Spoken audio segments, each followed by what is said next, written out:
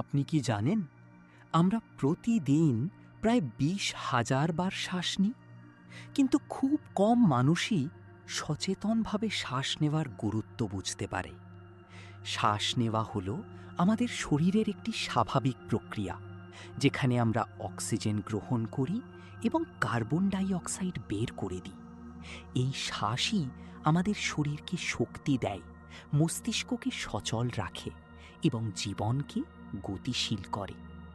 আর এখানেই যোগ ও ধ্যানের গুরুত্ব।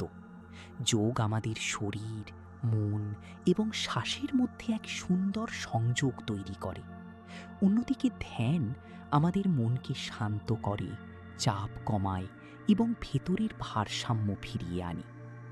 যখন আমরা সচেতনভাবে শ্বাস নিতে শিখি এবং যোগ ও ধ্যানকে জীবনের অংশ করি, তখন শুধু শরীর নয়, মনও সুস্থ ও প্রশান্ত হয়।